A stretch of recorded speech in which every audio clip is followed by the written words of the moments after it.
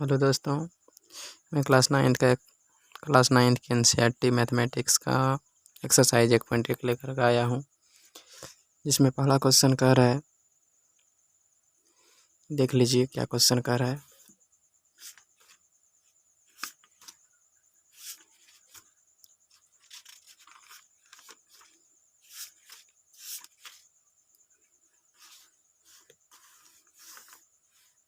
पहला क्वेश्चन कह रहा है कि क्या शून्य एक परिमेय संख्या है, इसे हम p बाई क्यू के रूप में लिख सकते हैं, जहाँ p और q पूर्णांक है और q नॉट इक्वल टू 0 है।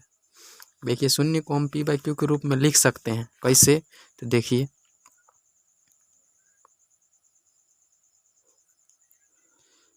लिखना है आंसर पहले हाँ, कारण लिखना,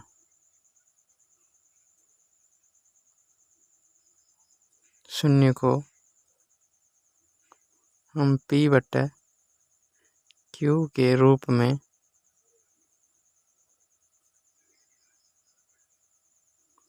लिख सकते हैं,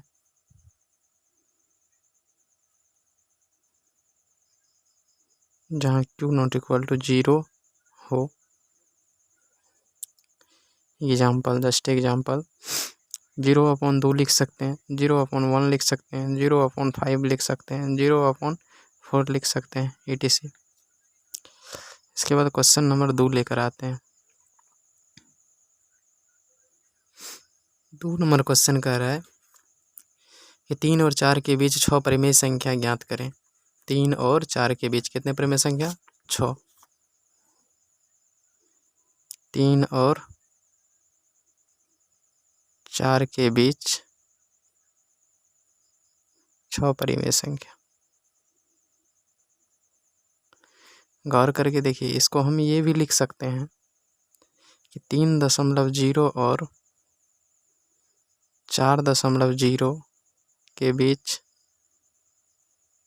6 परिमेय संख्या, क्योंकि दशमलव के बाद 0 जो दिया जाता है वो खत्म हो जाता है, ऑटोमेटिक अपने आप नाश हो जाता है।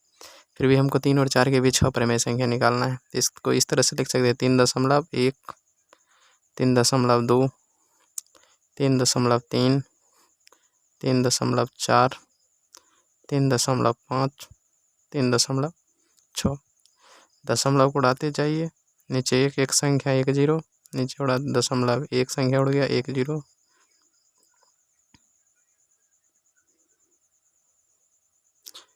इस प्रकार दोस्तों ये कर लिए। यहाँ प्राप्त हुआ 31/10, 32/10, 33/10, 34/10, 35/10, 36/10। ये हो गया आंसर। अब नेक्स्ट क्वेश्चन लेकर आते हैं 3 नंबर क्वेश्चन। देखिए, इसमें कह रहा है, क्वेश्चन में 3/5 और 4/5 के बीच 5 परिमेय संख्या निकाले। कितने परिमेय संख्या? 5 परिमेय संख्या।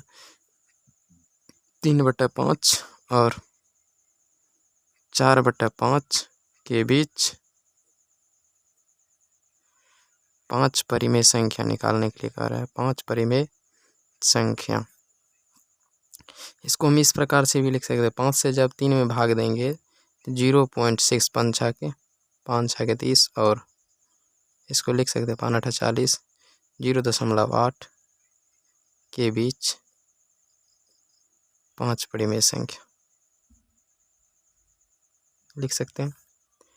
इसमें एक अपने मर्जी से 0 बढ़ा सकते हैं, क्योंकि 8 और 6 और 8 के बीच 2 ही परिमेय संख्या प्राप्त होता है, नहीं एक परिमेय संख्या। इसलिए हम 0 बढ़ा दिए ऑटोमेटिक, और दशमलव के बाद 0 तो ऑटोमेटिक नाश हो जाता है। इसके बीच हमको 5 टू डिवाइड करना है, 5 परिमेय संख्या निकालना है। तो 0.61, 0.62, 0.63, 0.64, 0.65, 1 2 3 4 5, 5 तो हो गया। दशमलव उड़ाएंगे, 1 डबल संख्या 00, दशमलव उड़ाए 1 डबल संख्या 00, दशमलव उड़ाए 1 डबल संख्या 00, दशमलव उड़ाए 1 डबल संख्या 00, दशमलव उड़ाए 1 डबल संख्या 00। तो यहाँ प्राप्त हो जाता है 61/, 162/163/164/100 और 65/100। ये हो गया इसका आंसर। चलिए नेक्स्ट क्वेश्चन कर लेकर आते हैं 4 नंबर, क्वेश्चन नंबर 4। क्वेश्चन 4 में कह रहा है प्रत्येक प्राकृतिक संख्या एक पूर्ण संख्या होती है, इसका कथन कर रहा है सत्य है या असत्य। कारण भी लिखना है। प्रत्येक प्राकृतिक संख्या सभी आदमी जानते हैं, गिनती की संख्या को प्राकृतिक संख्या कहते हैं और पूर्ण संख्या शून्य सहित गिनती की संख्या को पूर्ण संख्या कहते हैं। कहते हैं प्रत्येक प्राकृतिक संख्या पूर्ण संख्या में होता है। पहला कह रहा है प्रत्येक प्राकृत संख्या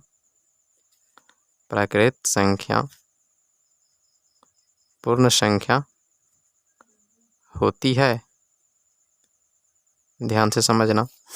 देखिए प्रत्येक प्राकृतिक संख्या इसके अंदर हो सकता है, लेकिन प्रत्येक पूर्ण संख्या प्राकृतिक संख्या के नहीं अंदर हो सकते हैं। जैसे इसमें 1 2 3 4 आएगा, इसमें 0 से प्रारंभ होगा, तो 1 2 3 4 जो है ना इसमें समाहित हो जाता है, तो इसका आंसर हो जाएगा सत्य। कारण लिख लेना, प्रत्येक प्राकृत संख्या पूर्ण संख्या में शामिल रहते हैं। 2 नंबर इसका कह रहा है, 2 नंबर में प्रत्येक पूर्णांक संख्या एक पूर्ण संख्या होती है। प्रत्येक पूर्णांक संख्या एक पूर्ण संख्या होती है। ध्यान से देखिए,